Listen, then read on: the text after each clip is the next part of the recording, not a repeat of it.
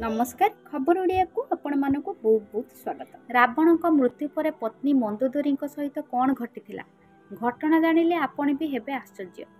प्रतिवर्ष विजया दशमी किंबा दशहरा पर्व आश्विन मासर कृष्ण पक्ष दशमी तिथि पालन करा जाए। एही दिन प्रभु राम लंकार राजा रावण को बद्ध करथिले। एही लेखारे आमे आपण को कहिबु जे मंदोदरी व्यतीत रावणकर केते पत्नी थिले एवं रावण मृत्यु पर मंदोदरी सहित कौन घटी। रावणकर दुईटी प्रथम पत्नी थिले मंदोदरी एवं धन्यमालिनी। मंदोदरी थिले राक्षस राजा मायासुरଙ୍କ झियो एवं रावणଙ୍କ पत्नी। धन्यमालिनी थिले तांकर द्वितीय पत्नी। रावणकर मध्य तृतीय पत्नी थिले जाहाकु से हत्या करिथिले।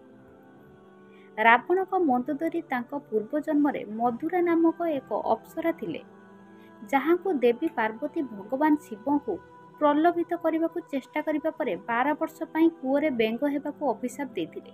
अभिशाप पूरण हेबा परे से मायासुर एवं हेमाक निकटरे एक सुंदरी कन्या भाବରେ देखा देथिले जहाकु से माने ग्रहण करिथिले एवं मंदोदरी नाम देथिले।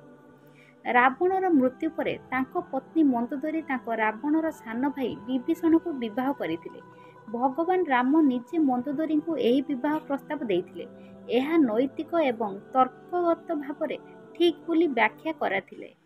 जदिओ मंदोदरी प्रथमे मना करथिले परे से प्रस्ताव को ग्रहण करथिले एवं विभीषण को विवाह करथिले।